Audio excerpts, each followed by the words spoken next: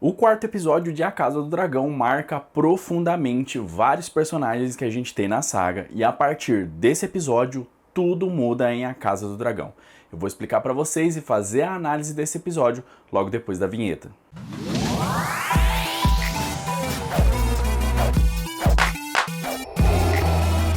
Saudações antarianos e antarianas, eu sou Gustavo Lopes, seja muito bem-vindo ou muito bem-vinda pela primeira vez, ou se você já veio de outras vezes, peço para você já se inscrever no canal, deixar o like, para você deixar o comentário, adoro ler e responder os comentários de vocês, sempre respondo, e também peço para que você segue a gente em todas as nossas redes sociais, tá sempre tendo algum conteúdo por lá, no TikTok, no Instagram, para que a gente continue aí nessa simbiose, nessa relação bacana que a gente está tendo aqui.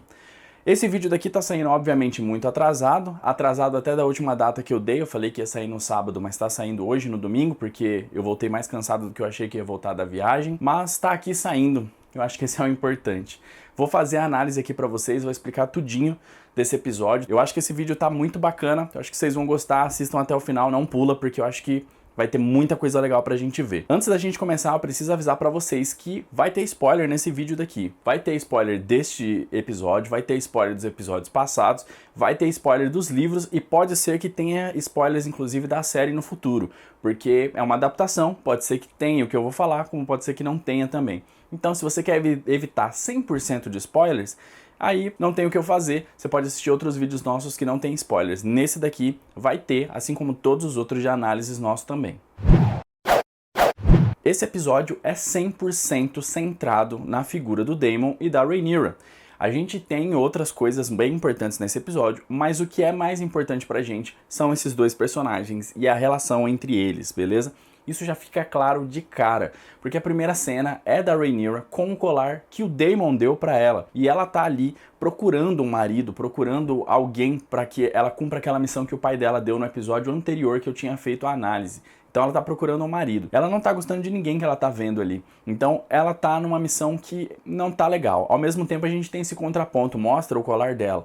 É como se a série estivesse falando assim, não adianta ela escolher ninguém. Nenhum desses aí vão satisfazer ela, porque ela já pertence a outra pessoa e outra pessoa já pertence a ela. É como se o destino dela tivesse já entrelaçado como o do Daemon. Isso é o que a série nos diz, eu não estou usando nenhuma informação que eu tenho a mais, é só o que eu estou interpretando da série. Uma curiosidade sobre essa cena é que a gente vê o Lord Lucas Blackwood. Não sei se esse cara existe nos livros, pelo que eu me lembro não existe, essa parte toda aí da Rhaenyra escolher quem ela vai casar não tem nos livros, isso é bem diferente. O pai dela simplesmente fala, você vai casar com Laenor Velaryon e acabou. Ela inclusive não quer isso daí, mas aí eles fazem lá um acordo de um jeito que ela vai ter que se casar, porque senão ela não vai ser rainha. Diferente do que acontece na série. Então esse cara foi introduzido na série e as coisas não acontecem aleatoriamente na série. A gente tem o Martin muito presente nessa série, então a gente vê coisas acontecendo aí que parecem ser aleatórias que não são. Então esse cara, Lord Blackwood aí, ele é de uma casa, e ele já apresentou essa casa pra gente, é uma casa bem antiga, é uma casa que descende dos primeiros homens, e a gente tem no símbolo da casa, inclusive, um represeiro. Isso, pra mim, tem a ver com o Bran. Isso porque tem muita coisa nórdica acontecendo e ficando assim uns detalhezinhos pra gente durante a série. Por exemplo, essa parte da gente ter um represeiro lá em Porto Real, eu não me lembro disso nos livros, eu me lembro de lá ter um carvalho, que é onde a Sansa fica, ela fica lá orando e etc, pra ela ficar sozinha, mas não tem um represeiro lá. Então, esse represeiro que eles colocaram ali foi coisa provavelmente do Martin. E por que que isso tem a ver com o Bran? Porque nos livros o Bran utiliza os represeiros para que ele consiga enxergar coisas. Ele inclusive vê o pai dele numa cena muito parecida com aquela da sexta temporada, quando ele vê o nascimento do Jon. Ele vê o pai dele e ele chama o pai dele pelo represeiro, inclusive. Então, ter um represeiro ali e ter tantas cenas no represeiro significa alguma coisa. Ter um Lorde da casa Blackwood, que é uma casa muito importante no futuro e que vai ter laços muito importantes com o Bran, é extremamente indicativo de que eles estão preparando o terreno para alguma coisa muito legal e provavelmente tem a ver com o Bran.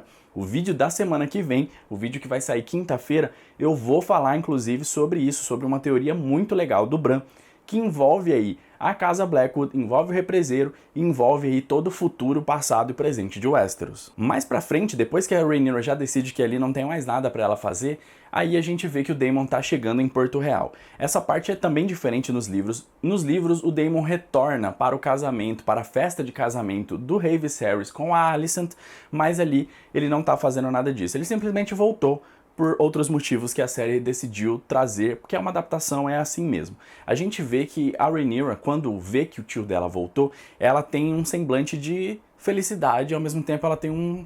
O que será que ele veio fazer aqui?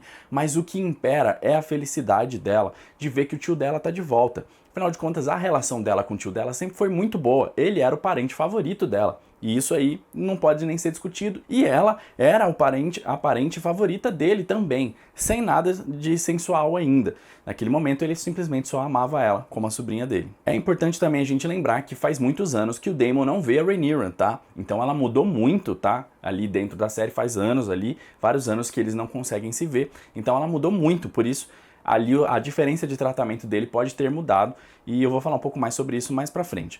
Mas esse episódio ele tem um lance muito interessante sobre o dever. No episódio passado a gente já falou um pouquinho sobre isso, inclusive o nome do vídeo era esse, Família, Dever e Honra. Pra quem não sabe, é um easter egg porque é o lema da casa Tully, Família, Dever e Honra. E aí, o lance é o seguinte, esse episódio fala muito sobre dever, fala muito sobre missões, fala muito sobre fardos. E aí a gente tem essa cena do rei se preparando todo para ver o irmão dele. Ele pega a coroa e ele dá uma suspirada, assim, é como se fosse algo pesado, algo que ele não quisesse carregar. Ele tem ali uma obrigação muito grande. É interessante também que mostra toda a apreensão da cidade inteira ali. Meu Deus, ele tá voltando. Será se ele tá vindo pela paz? Será que se ele tá vindo pela guerra? Todo mundo ali muito apreensivo, sem saber nada do que esperar. Até a Rhaenyra mesmo tá ali sem saber muito do que esperar, meio observando, até que ele chega e ali, naquela postura, a ideia dele é que todo mundo fique apreensivo mesmo, porque ele é um showman, ele é um cara desse jeito, e aí ele vai e joga, então, para ser um machado, um martelo, alguma coisa assim do tipo. Ele fala que é para adicionar o Trono de Ferro. Para quem não sabe, o Trono de Ferro é formado por espadas e armas de inimigos da coroa. Então ele pega uma arma do inimigo da coroa, eu não sei se foi do engorda caranguejos, mas pode ser que seja, e aí ele vai e fala, ó, adiciona aí que é mais um inimigo que a gente derrotou e vai estar aí fazendo parte do nosso arsenal aí para todo mundo ver como é que funciona aqui. Ele naquele momento já quebra o gelo e daí ele já fala, ó, essa coroa aqui é tua, meu irmão. Você é o rei de verdade, não tem nada disso, eu não sou rei de nada, os degraus são seus, a minha coroa é sua, pode fazer o que você quiser. Aí ele já quebra o gelo, o Viserys vai lá, abraça ele, etc. E todo mundo, ah, que fofo, os irmãos se amam tanto e agora a gente tem paz de novo no reino. Já avisei que vai dar merda isso.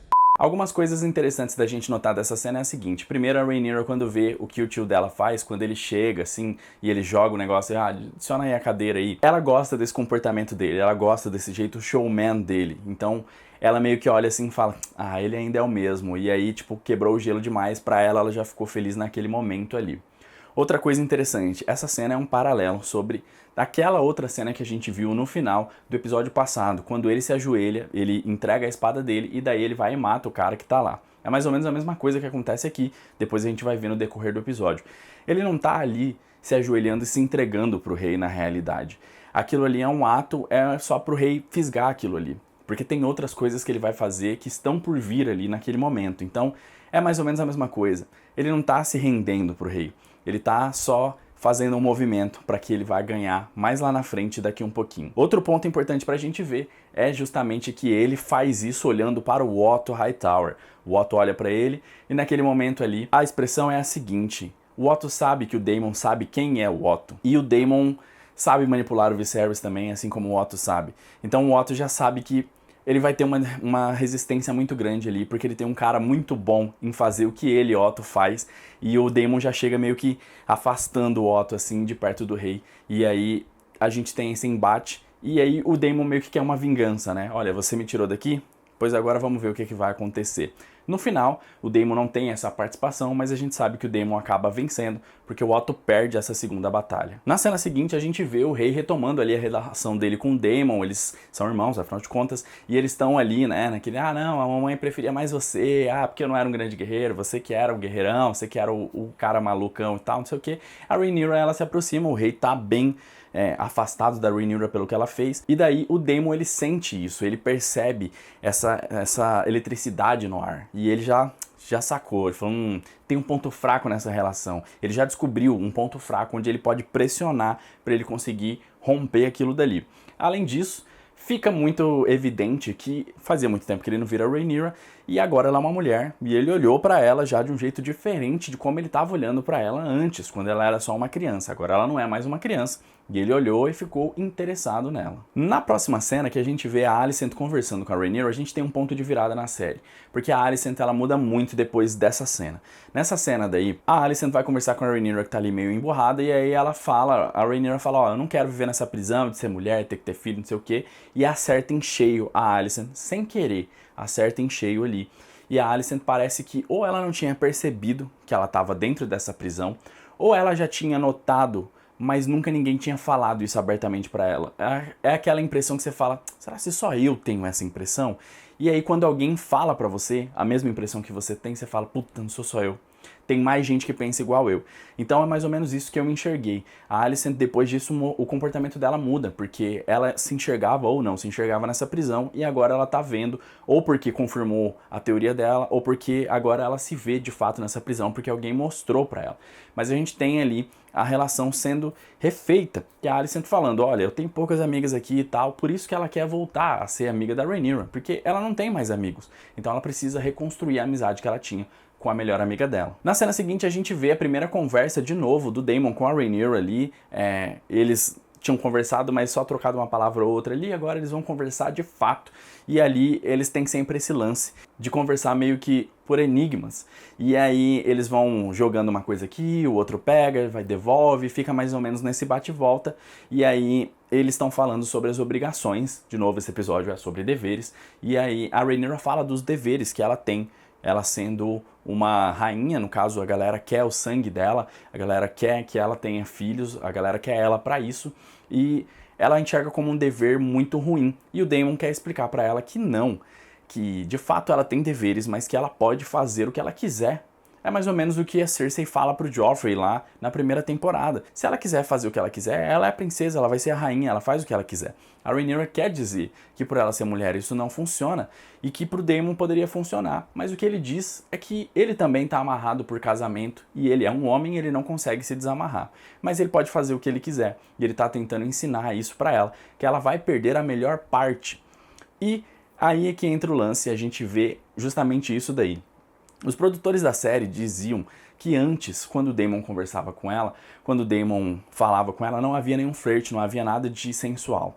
Havia apenas um amor que era, de fato, um amor de um pelo outro. Um amor de uma sobrinha por um tio, um amor de um tio para uma sobrinha.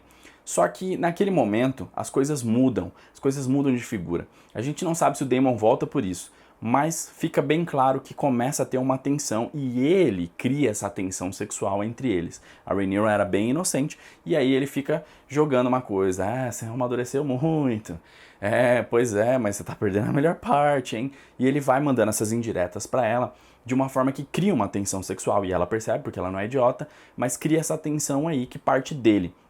Antes era uma coisa inocente, agora já não é mais. Aqui a casa volta de novo a nos mostrar sobre os deveres, e aí a gente tá vendo aí a cena onde estão no pequeno conselho, e aí tem um problema. Agora os Velaryon querem se unir ao Senhor do Mar de Braavos, então eles vão pegar a Laena Velaryon, que era para se casar com o rei, não se casou porque o rei fez aquilo lá, e aí eles vão oferecer para o filho do Senhor do Mar de Braavos. Braavos é a maior das cidades livres, e é a mais bélica também, a mais poderosa de todas. Tem o Banco de Ferro lá, que é extremamente poderoso, e você ter a segunda casa mais poderosa do reino, ou a casa mais poderosa do reino, que é a Casa Velaryon, unida com uma cidade livre do outro lado ali, com um poder tão grande bélico e tão grande de dinheiro também, é muito ruim. Isso pode ser um problema para a coroa no futuro, porque eles vão se fortalecer muito lá. Então a gente precisa de um casamento que una a Casa Velaryon com a casa Targaryen. O rei não pode mais fornecer isso, nenhum outro Targaryen pode fornecer isso. A única que pode fornecer é a Rhaenyra.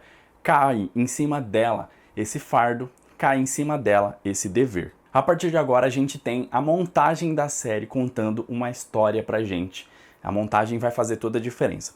Até esse momento, a gente tinha posições antagônicas em todas as cenas que a gente viu, sempre de alguém livre de algum dever e alguém carregando esse dever ou carregando um fardo.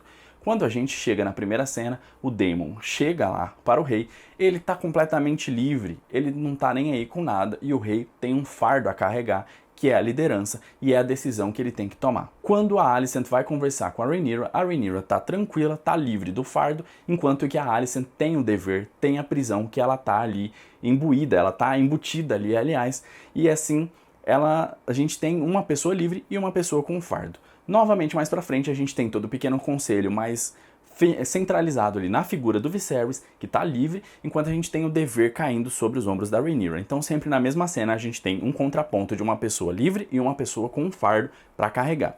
A partir de agora, a gente não tem mais isso. A gente vai ter um ponto e um contraponto. As cenas vão se alternando desse jeito. Então, a primeira cena, o primeiro ponto é a Alicent quem faz. Ela tá ali, carregando ali a filha dela, a Rhaenyra, e ela tá completamente desgostosa com aquilo. Aquele é o fardo dela, aquele é o dever dela. Ela não tem liberdade, porque ela precisa cumprir essa missão. Troca de cena, vamos pra Rhaenyra. Rhaenyra agora tá pegando ali o mapinha que ela vê que o Daemon deixou pra ela com as vestes, e ali começa a loucura dela, que ela vai sair pra curtir a noitada dela. Então a gente tem o dever e a gente tem a liberdade, e elas vão se alternando em cada cena. Uma coisa legal que a gente vê nessa cena daqui é que o Daemon escreveu pra ela ali no papelzinho em Alto Valyriano, como ela consegue fazer pra ela sair de lá. A gente ainda não tinha visto Alto Valyriano escrito, pelo menos eu não me lembro de ter visto Alto Valyriano escrito na série, e aí agora ele já escreveu, e aí a gente vê como que é ali, são tipo runas nórdicas, um negócio bem interessante, bem legal de ver, e ali é bom lembrar que a Fortaleza Vermelha, ela foi construída pelo Maegor e ela é toda cheia de túneis, entradas secretas, passagens, armadilhas e tudo que existe assim. Então o Daemon provavelmente teve tempo, quando ele era jovem, de estudar esses túneis aí, e por isso ele sabia como dizer para Rhaenyra como que ela tinha que sair, onde ele tinha que esperar ela e etc. Pois bem, se a gente teve o contraponto, agora a gente vai ter o contra-contraponto, enfim, vai ficar alternando. Aí a gente vê a Alicent, que ela chega para dar banho no marido dela, é o dever dela. A Rhaenyra acabou de sair com o tio dela pra cidade pra curtir a noitada, pra viver essa experiência nova, enquanto que a Alicent tá presa ali e ela precisa cumprir a obrigação dela. O marido dela tem outras pessoas ali que pode dar banho? Sim, só que ela é a esposa, ela é quem tem que cuidar, ele tá todo ferrado de ferida, ela é quem sabe cuidar, então esse é o dever dela, essa é a missão dela, ela precisa cumprir isso daí, que se recai sobre ela. Passamos de novo para a cena da Rhaenyra, e aí a Rhaenyra ela já tá vendo uma peça. Peças são muito importantes dentro das Crônicas de Gelo e Fogo, dentro da série, porque essas peças mostram pra gente o que o povão pensa, o que a maioria da galera pensa. A gente sabe o que a gente pensa, porque a gente tá vendo todas as cenas, a gente tá vendo todas as maquinações, tudo, a gente vê os bastidores de tudo. Só que quem mora em Westeros, obviamente, não assiste a série, porque não é uma série pra eles lá dentro. Então, as peças mostram isso, assim como em Game of Thrones mostrou pra gente o que o povo pensava de tudo que estava acontecendo, agora a gente também tá vendo o que o povo pensa de tudo que tá acontecendo.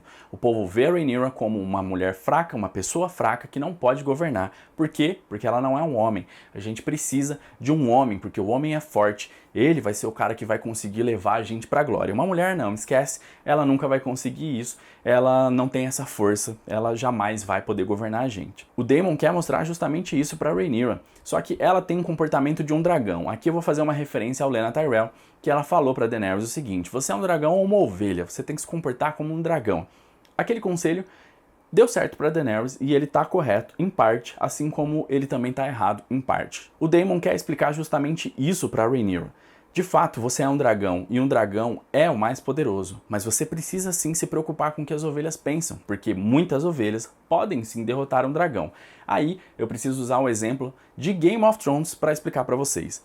Quando o Joffrey começa o reinado dele e ele não tá ligando para ninguém, porque ele é o leão, ele é o cara que faz o que ele quer, aí a galera começa a sentir fome. Quando a Myrcella tá indo embora, ele é quase morto, ele é quase linchado pela população, que tá muito furiosa com ele. Então ele é o leão, ele é o mais poderoso, só que a galera que tá ali, as ovelhas, estão muito sedentas, estão com fome, estão morrendo, estão famintas e o cacete, então elas têm uma importância muito grande e quase matam o rei, quase matam a mulher que ia ser a mulher do rei, quase matam a mão do rei, quase matam uma galera ali. Então a gente vê que existe uma importância. Mais pra frente, quando a Marjorie começa a fazer movimentos políticos, colocar o nome do Joffrey nas coisas, e aí ele é ovacionado pela população. E ali, a partir daquele momento, ele teria uma estabilidade para governar tranquilamente, não fosse a Olenna Tyrell.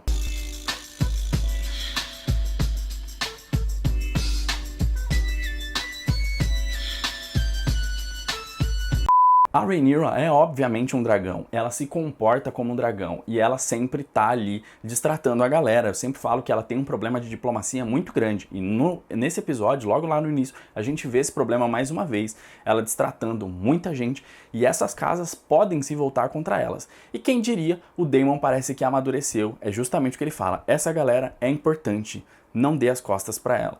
Então ele tá tentando ensinar uma lição, ensinar várias coisas para ela, mas essa é uma lição que ele tenta ensinar, mostrar para ela que ela não é querida e mostrar para ela que existe um jeito certo, existe um ponto de equilíbrio entre o dragão e a ovelha que você precisa achar. Às vezes você tem que ser 100% dragão, mas às vezes você pode ser ovelha e isso pode dar certo. Logo depois, a gente teve a cena da liberdade da Rhaenyra, vamos pra prisão de Alicent também de novo pra gente mostrar como que é ali todo o dever dela, ela querendo ir dormir. Voltamos para Rhaenyra mais uma vez, ela correndo ali e ela dá de cara com Sir Harwin Strong.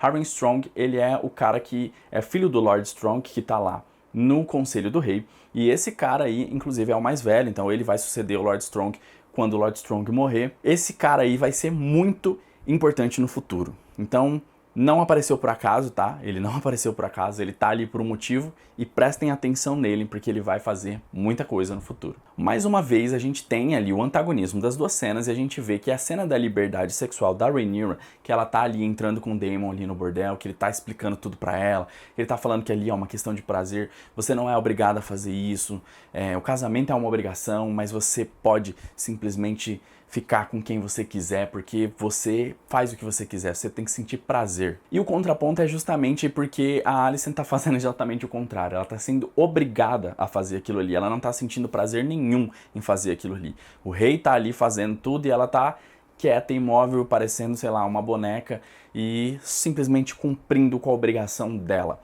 Inclusive, quando eles falam ali, quando o Daemon fala que casamento é uma obrigação, é justamente enquanto está mostrando ela e o rei ali fazendo o que eles estão fazendo. Então, é um contraponto perfeito, porque a Rhaenyra ela escolheu fazer aquilo, enquanto que a Alicent não, ela não teve escolha. Foi escolhido para ela que ela deveria fazer. Nessa cena, a gente vê o poder da Rhaenyra ali. O Daemon, ele achou que ele estava no controle da situação. Ele achou que ele tinha ela sob controle, que ela estava assustada, que ela era simplesmente ali um bichinho de pelúcia para ele pegar. Só que ela não é, porque ela é um dragão. E ela não se sentiu acuada. Muito pelo contrário, ela gostou daquilo e aí ela foi e tomou conta da situação. O Daemon não soube como reagir daquilo. Quando ele percebe, ele vê que, putz, acho que isso aqui é meio errado, ele se sente desconfortável. E aí ele decide sair, porque ela estava no comando. E ele não fazia ideia do que ele fazia a partir daquele momento. Aqui a gente termina esse antagonismo sexual que a gente viu aí. E é interessante que nenhuma das duas conseguiu o que queria naquele momento. A Alicent não queria fazer e foi obrigada a fazer, enquanto a Rhaenyra queria fazer e ela não pôde fazer. E aqui é o mais legal disso tudo, porque no final disso, a gente teve que nenhuma delas conseguiu, mas tem uma delas que tem a liberdade para ir buscar o que ela quer, e ela vai buscar o que ela quer, enquanto a Alicent não pode, a Rhaenyra tem a liberdade para fazer isso, e ela faz. Essa cena da primeira vez da Rhaenyra, ela é bem diferente nos livros e do que da série. Para começar, que nos livros ela de fato gosta do Criston Cole, ela ama ele e ela tentou por várias vezes nos livros seduzir ele, a ponto de que o Daemon, quando ele retorna, ele decide ensinar para Rhaenyra como ela faria para ela conseguir seduzir o Sir Criston Cole, que nunca cede. No final, é possível, tem uma linha de pensamento, porque nos livros, como a gente não acompanha tudo, nos livros, a gente não tem ideia do que aconteceu de fato. Mas no final, é dito que pode ser que o Sir Criston Cole revelou no dia do casamento dela que ele amava ela e falou, vamos fugir comigo, vamos lá para Cidades Livres e lá a gente vai ser feliz, a gente pega uma grana aqui e vai ser feliz lá. E a Rhaenyra negou ele, a gente não sabe o motivo, mas muito provavelmente porque ela desejava o poder. A partir desse momento nos livros, ele vira inimigo dela, antagonista total dela, e aí ele passa a odiar ela. E aqui a primeira vez deles é bem diferente, porque na realidade ela não tem nenhum sentimento por ele. Ela simplesmente tá com vontade e o primeiro cara que aparecer é o cara que ela vai querer. E simplesmente o primeiro cara que apareceu foi ele, e ela tem um poder sobre ele. Então ela foi ali meio que tentando manipular, de primeiro ele meio que deu uma negada, mas depois parece que ele consentiu, parece que tudo acontece com ele querendo, não parece que é um lance assim, tipo, ela mandou, vou ter que fazer, parece que realmente ele quer. E ali acontece, é uma cena que ela é totalmente dirigida para mostrar o ponto de vista dela, para mostrar o prazer dela, é muito diferente de como a gente vê na maioria das séries, inclusive em Game of Thrones, que mostra sempre o ponto de vista do cara. Ficou uma cena muito bonita, ficou uma cena muito legal, que mostrou justamente isso. Só que não tem essa beleza do amor. É um lance assim, cara, ela só queria, foi lá e fez, não precisava amar ninguém, ela só tava com vontade e fez, entendeu? É esse o intuito da série, é esse intuito de mostrar que ela é poderosa e ela podia fazer isso. Se a gente quiser dizer que tem alguma coisa de bonito nessa cena, a gente pode dizer que o bonito é que ele ali decide, então, ir por ela. Ele tá ali colocando a honra dele em risco, mas ele decide que ele quer ficar com ela, ele vai, ele sacrifica essa honra dele, esse voto que ele fez, afinal de contas, quem é da Guarda Real tem um voto de castidade, e ele decide que ele vai abrir mão disso por ela. Essa é a única parte bonita que tem, vem dele pra ela e não dela pra ele. Então a gente tem uma cena completamente diferente do que a gente é acostumado a ver na cultura pop em geral. Na cena seguinte, a gente vê o Otto recebendo a fofoquinha lá do passarinho ali dele.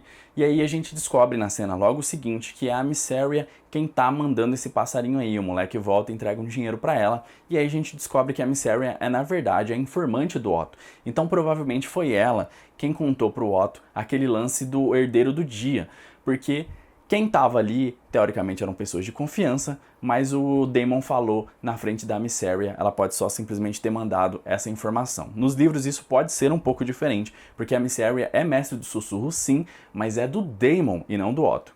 Só que essas informações todas, elas vazaram de fato. A informação do herdeiro do dia vazou, a informação de que o Daemon levou a Rhaenyra ali e estava ensinando ela coisas também vazou nos livros.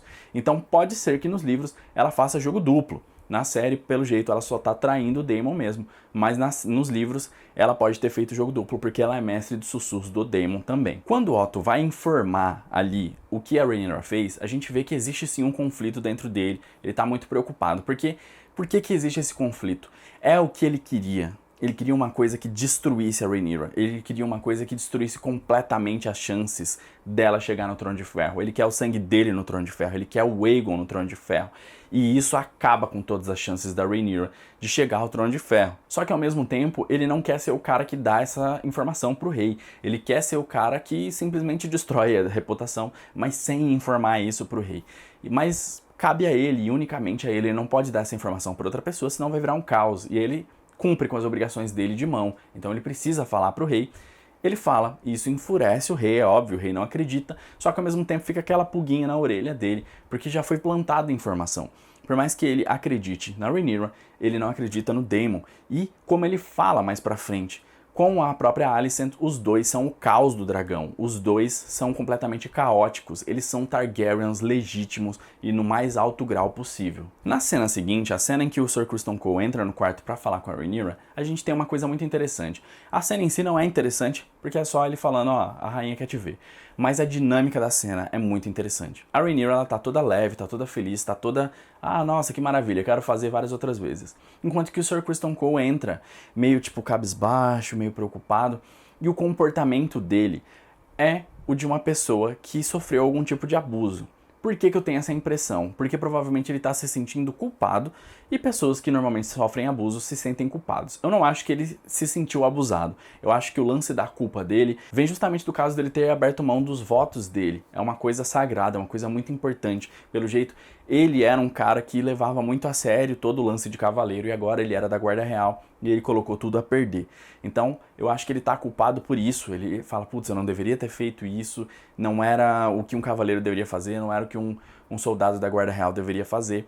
Então, eu acho que é por isso que ele tá assim. Mas, fica aqui em aberto que pode ser também esse lance aí de abuso, mas eu acho que não é. Eu acho que é isso que eu acabei de falar mesmo. A cena da Alicent com a Rhaenyra, ela é uma cena bem importante porque ela mostra pra gente que a Rhaenyra, ela sabe sim ser dissimulada, ela sabe mentir, ela sabe manipular quando é necessário. Isso mostra que ela tá aprendendo a jogar o jogo dos tronos ali, porque ela manipula, ela joga assim pra Alicent várias coisas sentimentais, como que a Alicent é a irmã dela, ela apela pro passado, ela joga, faz várias artimanhas ali, a fim dela conseguir manipular ali a Alicent, como o Otto manipula ela, e a Rhaenyra consegue manipular. Então a gente vê que a Rhaenyra, ela tem já esse lado mentiroso, ela tem um lado de manipulação que tá dentro dela. Quando ela precisar usar, ela vai usar pro benefício próprio, inclusive, e ela meio que dá jogada assim, joga o Daemon meio que na fogueira, porque ela quer livrar o dela. Ela não tá afim de livrar de mais ninguém, ela só quer livrar a cara dela. Ela livra a cara dela e ela coloca o Daemon meio que na fogueira ali. Apesar disso, ela meio que tenta não mentir completamente.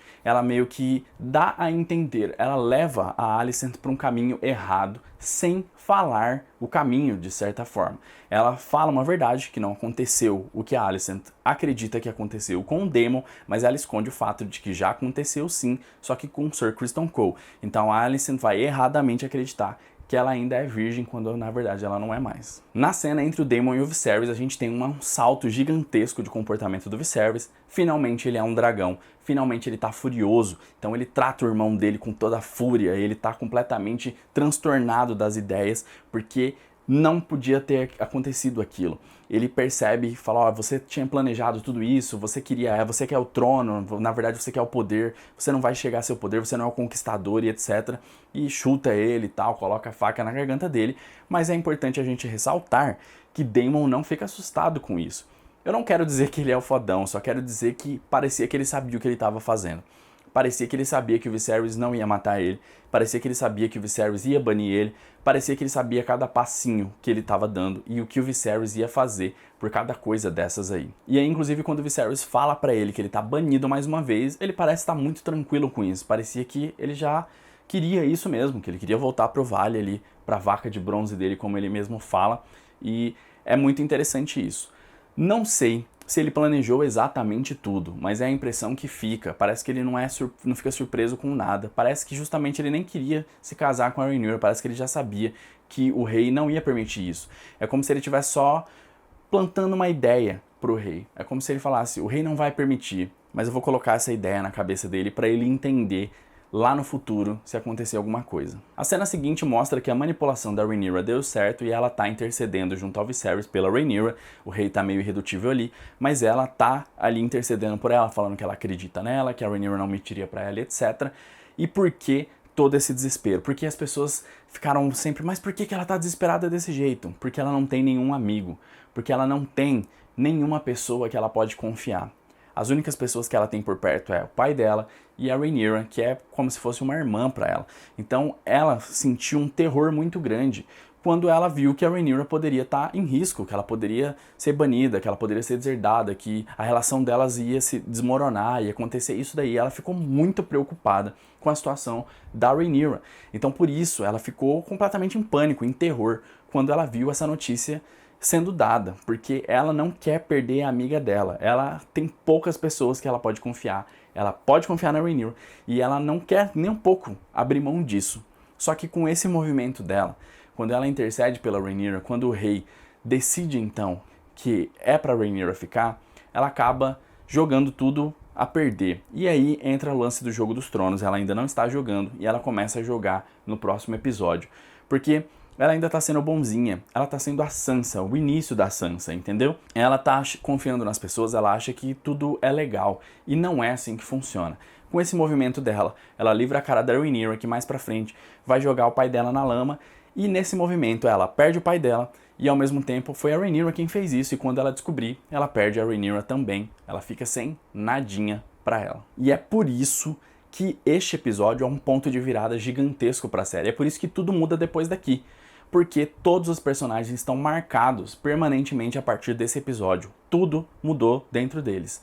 Então a gente vê que a Rhaenyra, ela já joga o Jogo dos Tronos, a gente vê que ela não é mais virgem, ela já tem essa parte sensual que vai ser muito marcante nela daqui pra frente, e a gente tem o Viserys, que acordou pra vida, viu um monte de manipulação do Otto, a gente vê que o Viserys é um dragão agora, ele não vai segurar isso pra sempre, mas a gente vê que tem esse lado, que ele mudou ali pra frente, tem esse traço, ele tomou decisões que vão mudar pra frente tudo no reinado dele. A gente tem aí a Alicent, que tá aprendendo nesse episódio, ela vai descobrir mais pra frente, mas tá aprendendo nesse episódio que não pode confiar nas pessoas, esses movimentos que ela tá fazendo vão prejudicar ela e vão fazer com que ela seja, no futuro, ela deixe de ser a Sansa e ela passe a ser a Cersei no futuro.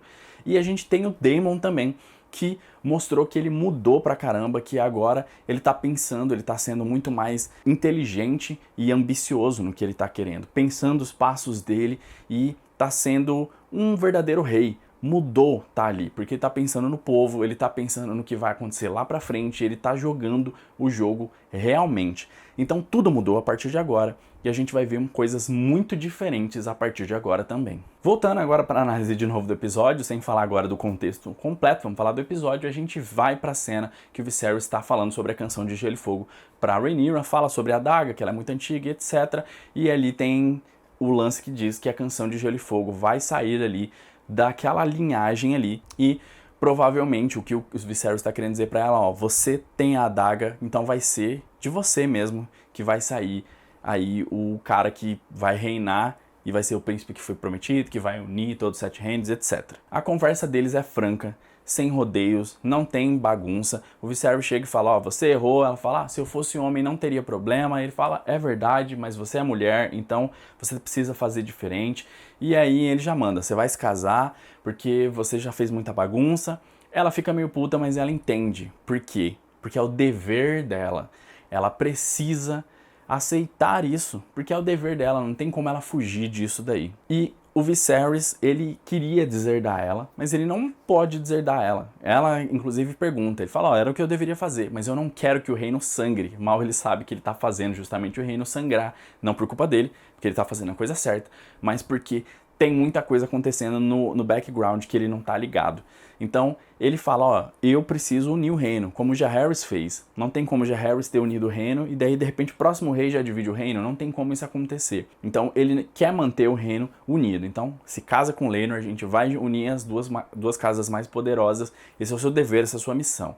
E aí, a Rhaenyra já joga logo nos peitos dele. Beleza, eu tenho um dever para cumprir, mas você também tem. Tem um cara aqui que você tá dizendo que eu sou sua herdeira e ele tá toda hora falando que não, tentando me tirar desse cargo meu, digamos assim, dessa cadeira que eu tenho, desse meu posto, e querendo colocar o Aegon o tempo inteiro. E eu não posso permitir isso, você não pode permitir isso, eu tenho o meu dever, eu vou cumprir o meu, cumpra o seu. Aqui a estrutura da série muda mais uma vez e é óbvio que é proposital. A gente teve, de início, na mesma cena, antagonistas, depois cena, com antagonista sim, e agora a gente tem, finalmente, não temos antagonistas na realidade. A gente tem uma pessoa com dever, que é a Rhaenyra, a gente tem um cara com dever, que é o Viserys. Ela queria fugir do dever dela? Queria, mas ela não pode, é o dever dela, ela precisa honrar isso daí. O Viserys queria fugir do dever dele? Ele queria, ele tenta, mas ele não pode, porque é o dever dele. Então a gente tem duas pessoas carregando um fardo e as duas precisam executar contra a vontade delas o dever deles. Logo em seguida o Viserys executa então a missão dele, ele tá falando com Otto, ele fala sobre a ascensão do Otto, fala sobre a morte do pai dele, que foi uma morte muito esquisita, que o Otto ascendeu dali e que passa pela morte da Aemma, passa pela Alicent se casar com o rei, etc. E ele enxerga a manipulação do Otto nisso tudo. Inclusive tem um vídeo aqui que eu falo sobre como o Otto Hightower pode estar manipulando todo o reino e fazendo coisas que inclusive a gente pode nem imaginar que ele estava fazendo para que ele tenha todo o poder na mão dele. E esse episódio me dá mais elementos para eu acreditar nisso. Justamente pelo fato de que foi nomeado Balon, mão do rei, 5 dias depois de repente ele morre de um jeito besta, bem estranho de acontecer, do nada o Otto é nomeado, então tem mais coisas que eu nem adicionei na teoria que eu falei do Otto Hightower que poderiam ser adicionadas e que podem mostrar que ele é um cara que é inimigo do reino de certa forma. O Otto é então removido de sua posição, não é mais a mão do rei, só que o rei entende que o Otto foi uma boa mão do rei, foi uma ótima mão do rei. Apesar de tudo que ele pode ter feito, apesar de toda a manipulação, ele cumpriu com o papel, portanto tem gratidão sim do Viserys para com o Otto. Isso é importante para o futuro, então gravem isso. está sendo removido como mão do rei, mas existe uma gratidão, existe um carinho, de certa forma, do Viserys com Otto Hightower. Para coroar tudo isso, o grande finale de tudo isso daí, quando a gente falou de dever, quando a gente falou de fardos, quando a gente falou de missão, grande mestre Melos chega e entrega ali tipo uma pílula do dia seguinte em forma de chá para Rhaenyra, toma isso daqui para evitar qualquer problema, porque se ela tiver engravidado, aí, irmão, aí o negócio vai ficar muito pior, porque ela não pode casar grávida, é óbvio. Então eles precisam evitar que isso aconteça. A gente vê o semblante da Rhaenyra, que tava um semblante meio tipo, como assim e tal? E ele vai, tipo, murchando, porque ações têm consequências. E ela carrega o fardo de ser uma mulher. E a mulher precisa se comportar diferente. E além disso, tem o lance da gravidez, que ela ainda não aceitou, mas ela vai ter que carregar esse fardo em algum momento. Beleza, vamos lá, agora eu vou fazer a análise do 5º episódio. Eu acho que essa é a última vez que eu faço um vídeo de análise junto à análise do trailer já, porque eu acho que fica muito cansativo. Eu vou separar em 2 vídeos depois, e a partir do próximo acho que eu já vou fazer assim, análise e depois uma análise do trailer. Mas nesse aqui eu vou continuar. A gente vai ter muita coisa acontecendo nesse episódio 5, pelo que o trailer mostra pra gente. A gente vai ter o casamento real e muita coisa vai mudar, inclusive, no comportamento da galera, principalmente no comportamento do Sir Criston Cole e da Alicent Hightower. E muita coisa vai mudar também na vida do Daemon, na vida da Rhaenyra, enfim, de todo mundo. A gente vai ver muita mudança nesse 5º episódio, que começou nesse 4º episódio. Inclusive, por falar em mudança, esse é o último episódio que a gente vai ver essa atriz fazendo a Rhaenyra e essa atriz fazendo a Alicent. No 6º episódio a gente já tem outras atrizes interpretando elas, então muda de fato, porque a gente vai ter um salto temporal ali para as coisas acontecerem, porque o ritmo dessa série é frenético, a gente vai ver muita coisa acontecendo nesses próximos 5 episódios aí, nesses próximos 6 episódios, aliás, que vai ser muito louco pra gente desembocar aí na guerra. No casamento a gente já vai ter muita confusão, não fica claro se é uma tentativa de regicídio ou se é só uma confusão generalizada ali acontecendo, mas os Lannister parece que estão envolvidos nisso. Primeiro porque aparecem eles, e é justamente na hora que a Rhaenys fala que a reivindicação da Rhaenyra vai ser contestada. Aparece logo os Lannister, tem um cara caído no chão com cabelo dourado, pode ser que ele seja um Lannister. Ao mesmo tempo, ele tá vestindo uma roupa cheia de flor, flor é um emblema da casa Tyrell. Ao mesmo tempo pode ser só um cara infiltrado da triarquia, porque a triarquia é inimiga muito da casa Velaryon, então ele pode só ter tentado matar a galera ali. E a gente não sabe. A gente vai saber logo mais quando o episódio sair. A gente vai descobrir o que é toda essa confusão aí. A Alicent e o Sir Criston Cole mudam de lado e a gente tem 2 cenas no trailer que mostram isso pra gente. A primeira cena mostra o Sir Criston Cole tirando a espada dele, meio que oferecendo, fazendo um juramento pra Alicent. E a outra cena mostra a Alicent tendo uma mudança de semblante com muita fúria, como se ela estivesse recebendo uma notícia de que alguém muito próximo mentiu pra ela, ou alguém muito próximo traiu ela, como se ela estivesse acordando pra vida. E o Sir Criston Cole pode ser que estava contando alguma coisa da Rhaenyra ali, e ali ele decide então se unir. Como pode ser que ele tenha se apaixonado de fato, como foi nos livros, pela Rhaenyra, pode ser que esse lance aconteça dele ter falado para a Rhaenyra deles fugirem e ela não querer, porque ela quer ser a rainha. Então, a partir dali, ele vira inimigo e pode ser que a gente tenha isso na série, como pode ser que seja um motivo completamente diferente, não tenha nada a ver com o que eu acabei de falar aqui. Nos livros, não existe nenhuma ligação entre o Sir Criston Cole e a Alicent que não seja esse lance da vingança aí. A gente não sabe se os dois têm algum outro tipo de relacionamento. Mas a série constrói uma coisa que pode ser que tenha sim na série. Por quê? Porque na primeira cena em que ele aparece, quando ela vê, ela fica muito interessada. Nossa, ele é Dornês, que interessante. Então ela gosta dele e ela vem se mostrando cada vez mais desinteressada pelo rei. E pelo lado dele, ele tem o voto dele, mas quem quebrou o voto uma vez, quebra 2, 3 mil, 20 mil, quantas vezes a rainha quiser. Então ele pode simplesmente ser o cara da realeza ali que pega a realeza. A gente não sabe, mas a gente vai descobrir também em breve. Nesse episódio a gente vai ver o Daemon finalmente se livrando da vaca de bronze dele, a gente vê ele ali com o capuz, depois a gente vê a mulher caindo e o cavalo cai por cima dela, e ali tem o cara com o capuz na frente, então é óbvio. Ele estava no vale, aquela é uma mulher caindo do cavalo, ele que fez isso, nos livros acontece, só que aparentemente nos livros ele não tem nenhum tipo de ligação com isso, porque ele não estava no vale quando ela cai do cavalo lá. Então, nos livros é um acidente, pode ser que ele tenha pagado alguém para fazer aquilo ali, mas na série ele está totalmente envolvido ali para se livrar da vaca de bronze dele. No final a gente vê o Otto incentivando a Alicent a preparar o Aegon para o Trono de Ferro. Ele fala que o rei vai morrer, provavelmente ele vai revelar para ela que ele tem alguma doença, por que ele tem todas aquelas feridas. Ele vai dizer o que está acontecendo com o rei. E ele fala, ó, o rei vai morrer, ele está todo ferrado de saúde. Prepara o Aegon pro Trono de Ferro. Ele não sabe que o rei vai demorar um tanto ainda para morrer. O cara é duro na queda mesmo.